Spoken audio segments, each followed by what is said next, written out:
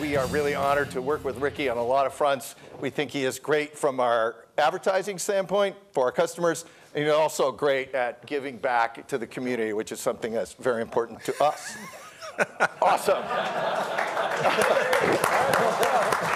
Farmer Insurance, the title sponsor of the Farmers Insurance Open, has signed a 7-year extension that will carry its commitment through 2026. Farmers came on board back in 2010 after Buick defected. Just another reason tournament CEO Peter Ripa to be smiling this week. Here's the tee times of note for Thursday when the tournament gets underway. The X-Man and Rickie Fowler will tee off 9:30 on the North Course, teeing off at the 10th hole.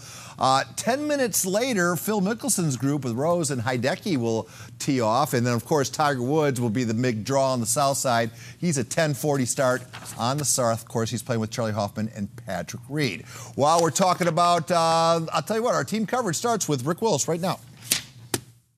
Back in June of 2017, Phil Mickelson and caddy Jim Bones Mackay parted ways after 25 years. In steps Phil's brother Tim for the rest of the season. And then a decision had to be made. Continue as John Rahm's manager or Phil's caddy. At the end of the year, my brother thought I was doing a good enough job and wanted me to keep going. And so at that time, they both being, very, very high caliber, high quality people, deserved a guy 100% of the time. So I had to choose between caddying and staying John's manager, and decided to stick with family and help my brother out with hopefully the last 10, 15 years of his career.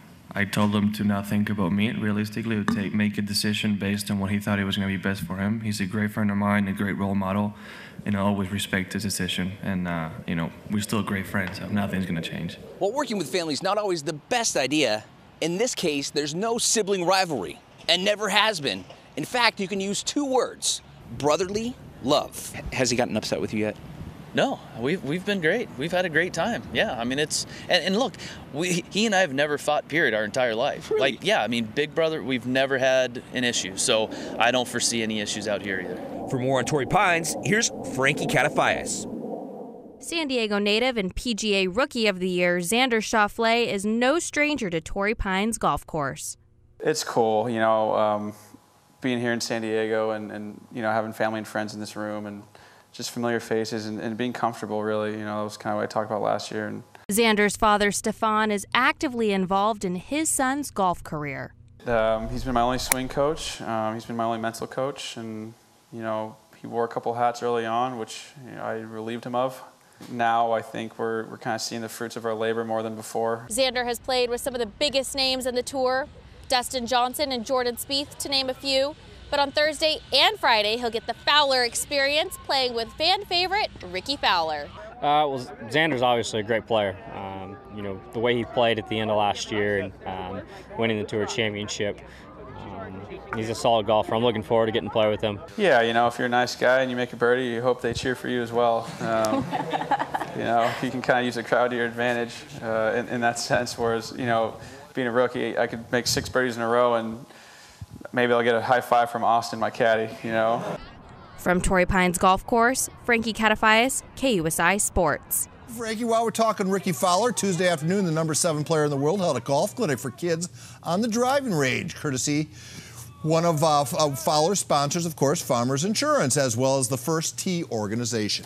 For the most part, we've done a clinic where we've hit the golf balls. A little less stressful now. I get to watch them. They get to have fun just hitting balls, trying to hit targets and trying to swing hard. So I think just the kids enjoying it, having a good time out here, on a range that we use to warm up for the tournament. So, hopefully I think the thing that we want to get out of it is they have a good time and enjoy golf. And maybe we see some of these kids come play professionally. And if not, they get to use golf as something they can use through their career. Normally, Tiger Woods' Pro-Am round would top the marquee on Wednesday of the tournament.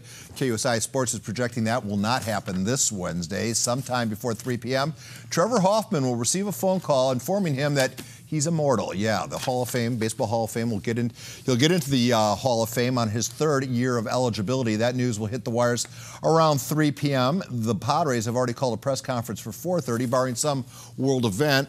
Trevor's induction will likely lead every newscast in San Diego. Meanwhile, at Senior Bowl practice in Mobile, Baker Mayfield is leading a contingent of NFL wannabes onto the practice field there, while NFL scouts and coaches will monitor their every move. SDSU running back Rashad Penny getting some national airtime.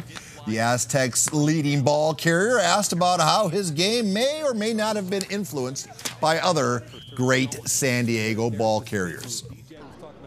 I mean, I'm a big Marshall Faulk fan. I love Reggie Bush, San Diego guy.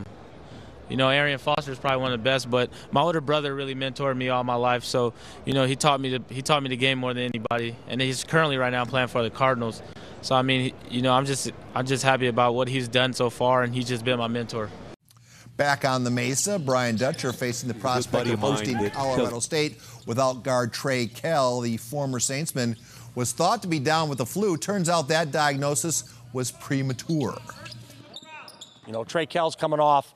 We thought was a cold against New Mexico. He missed 2 practices leading into New Mexico and then came out and played, and then we got back and he felt worse on Monday, and it turned out he has bronchial pneumonia, so he hasn't practiced for 2 days.